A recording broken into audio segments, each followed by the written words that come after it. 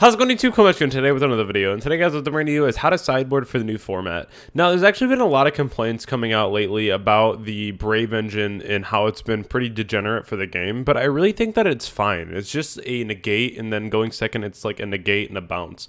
Yes, it's pretty consistent, and yes, it's pretty nice to have the token every single turn for the most part, but at the same time, like, it's still 9 cards being taken out of your deck, but the only thing that's been, like, the problem is going to be the, for sure, Scythe Lock, unless you open, like, double hand traps, which is totally understandable, but at the same time, I feel like there's just been a lot more broken things in the game, so we're going to be talking today about how to stop that, how to slow it down if you're not going for, like, the Ghost Ogre way. We're going to talk about how to really beat the format right now, just through your sideboard alone. There's a lot of options that I feel like a lot of people just kind of forgot about, and to be honest, we've seen a lot of these in the past, but this is why you have to study older formats, because if you don't study older formats, what are you doing? You know, because these are free bits of information for you to really be able to shut down this format.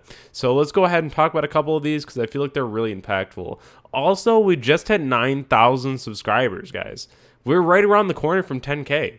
We're almost there. Like, we are about to hit one of the biggest goals this channel has ever seen. And I hope that you're all excited for it because we're going to be doing some crazy celebrations. So I'm very excited. It's very soon. So it'll be here before you know it. But let's hop right into some cards. So the first one here is going to be Shared Ride. Shared Ride is one of those cards that I feel like is going to be more impactful than anything because of the fact that you can add back from the grave to your hand and draw as well as the deck to hand. This is another card too that's going to make the Brave players feel a little bit on edge about going for their full combo. If you're not sure what I'm talking about, if you use Aquamancer and you banish it to add rights, but you flip Shared Ride, that's going to be one card already that you draw. Now they need to activate Fateful to go ahead and add their Griffin as well, so it's gonna be 2 cards and you just win plus 1 just so they get their engine off. So that's pretty insane. This card will also, if you think about it, if they're playing Prank Kid, right, they have to search from their Doodle Doo. They might search from their plays. If they go Doodle Doo effect add back, you're gonna draw again. If you're playing against Phantom Knight, they have to search with their boots and they have to search with their cloak. So this is something where you just really shut them down, and if they want to play into you, they're playing under Maxi essentially. So this is something where their boards will be really lackluster and not be able to be that effective. Flipping of a card like Shared Ride, make sure that you at least deal with one less negate because of things like their Griffin just not being on the board if they don't want to play into it. So this is something too that I feel like is really impactful, or they'll play into it and they'll just put Griffin on the board. So that's pretty nice too.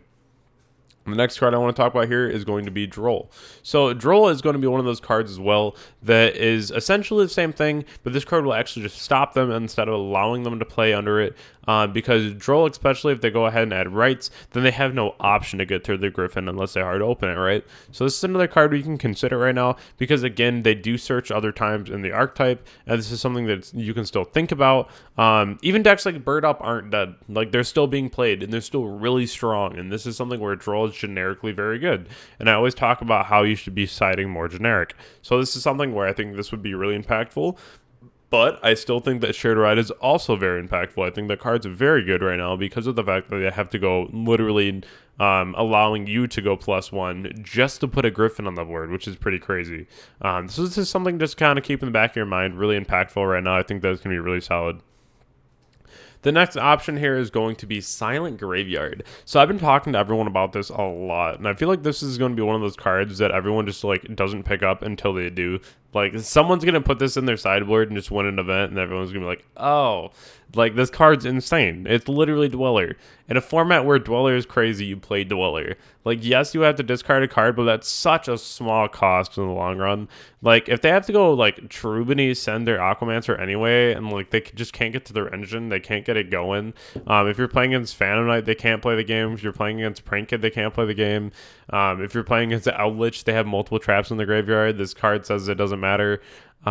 This is such a phenomenal card that a lot of people just forgot about, and I feel like this format alone is gonna be the time where this card is just gonna be stellar. It's gonna be one of those things where not a lot of people can actually just like play the game with this being a thing, which is pretty nice, honestly. This card also will be able to shut off that DP effect if it gets sent to the grave. Same with like a Scythe. So this is something where I really do think it's gonna be heavily impactful and someone to consider, because you want a lot of these cards to be more proactive versus reactive, because once that Draco back gets on the board and they have that negate, whatever they bounce, you're not going to be able to resolve it, because if it's impactful, they'll just Griffin negate it, right? So you need cards that will do things like now. So this is where I think that this will be really impactful for the format and really impactful for our game moving forward. So the next card here is going to be talking more about Bell. Bell, again, on that Aquamancer is really important, because the Aquamancer can add back from the grave to your hand as well. And a lot of people were asking me about, like, hey, you know, how does Bell work with this? And that's because it banishes for cost. But hey, you know, it also is able to add back from the grave. So yes, you can Bell the Aquamancer. Also, Invoke Shadal Dogmatica is one of the best decks that we have right now. And it's still going to be one of the best decks because of cards like Winda and the Dogmatica package. So Bell is still going to be very impactful against that matchup. We're going to be seeing, even against, if you're playing against like Skystriker, right? Like Bell's still really impactful. If you're playing against like Bird Up, you get the Warbler. If you're playing against the Eldritch deck, the Bell can hit the Sanguine. It can hit the Haquero. There's so many different things that can hit that I feel like you need this at least at 2 in your sideboard or your main deck. It's just a really impactful hand trap this format, and I wouldn't go anywhere without it. I think that it's going to be really strong. The next card, this is another card that really was forgotten about that we really need to consider putting back into our sideboards. This is going to be Denko Sekka. This is a card that a lot of people just really kind of wrote off. So if you're not going back and just looking at old formats, like, what are you doing? Because this is something where it's really impactful to really be able to get free bits of information just looking at old deck lists. Because cards like Denko in a format like this, where no one even has like the bigger Solemns in their decks, especially in Eldritch, like, they'll have like judgments, but like I haven't even seen judgments in the list, especially because they're doing like Brave stuff. But like, if they have the Brave stuff, then that's cool. But at the same time, if they're just playing Eldritch, which is usually like the usual way to play it, like without the Brave stuff, if you just normal Denko, it's over. There's still a lot of reasoning for you to go ahead and like normal summon like a Fam Knight or what have you, whenever you're dealing with the whole like normal summon effect thing because of rates. You can still normal summon like a Denko Sekka and it's still game ending. Even if you just go like Griffin with the token and like Denko, it literally just ends the game right then and there, which is pretty crazy.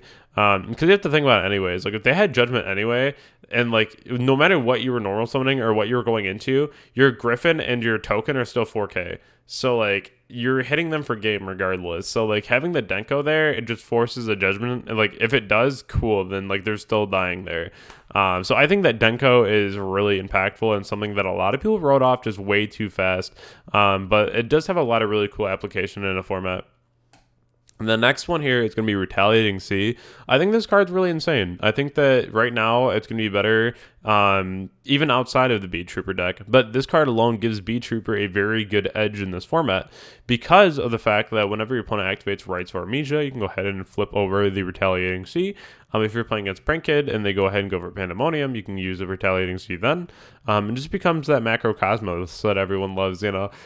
Just a really, really strong side card, and I feel like this is something that's going to catch a lot of people off guard because they're usually only expecting this to come out of the Beat Trooper deck. But I think this is going to see more meta play in the sideboards. It's just a really strong card, and also just being able to shut down a Brave player, because there's a lot of Brave players out there right now that aren't even playing Draco back, which is pretty crazy. A lot of them just decided not to play it, especially if you watch like the PPG. I think most players decided not to play it, which is crazy. But not saying that you won't run into it, but this is still another card that's going to be very impactful moving into a format like this. The next card here is going to be talking about Evenly Matched. So Evenly Matched is actually one of the best cards to deal with Prank Kid. This card just easily shuts them down very fast, because even if they chain Pandemonium, like, they're still in a really bad situation, right? Because like, they would have to flip it and then lose like all the kids that they just summon off of it, unless they just go Butler and then leave only a Butler on their board, right? So I love this card. I think it's really good because especially against any of the Brave decks, the only negate they put up is Griffin. So having this in there is going to be really impactful, just to make sure that everything is cleared. You don't have to worry about anything in the follow-up turns, and this is just going to be a very overall very, very good card. Something to really keep in the back of your mind as something that you should probably have somewhere in your sideboard this format, especially because of Outlook being a thing. The next card here is going to be Triple Tactics Talents. So this is a card that I usually wouldn't put on here, and a card that I've been pretty much against for a long time. But right now, like in general, I think this card is really strong because if most decks are putting up a negate like the Griffin, it just means that you're almost guaranteed to be using this card every single duel. Because if you're dealing with anything Brave-wise, this is going to be live almost immediately. And then being able to get that free net too, or you're able to at least like take control of something and try to extend. I really do like this a lot. I think this wasn't that great the last couple of formats, but this format alone, it has a lot of potential. The next card here, though, is going to be Lancia. Lancia is very good. I think Lancia is really solid. Again, being proactive, being able to drop this against the Phantom Knight deck immediately, so they can't just go off and keep banishing everything and extend. Their end board is going to be like Griffin, DP, maybe. If their hand's that insane, probably with Dag the Scythe, but I don't think it will be. I think it's really just going to be like the DPE, which is going to be like the biggest part of your concern with the Griffin. So just something else to consider. Again, just having all these cards that are more proactive than reactive, I think will do everyone a lot better in the long run. But again, if you want to be a part of my community, feel free to go ahead and join the Discord. Follow me on Twitter. Go ahead and follow on the Twitch. And if you need a coaching session on Metafy, feel free to let me know that as well. I'm always open to hearing what you need, and then we can always try to make a specialized session for you. I hope the deciding guide really did help today because there's a lot of really cool options to consider this format that I feel like a lot of people wrote off a while ago because there's still a lot of cards out there that we just kind of forget about, which is fine because, you know, there's so many cards in the game. But hopefully this made you remember a couple and that it will help you out in the long run. Thank you all and have a great day.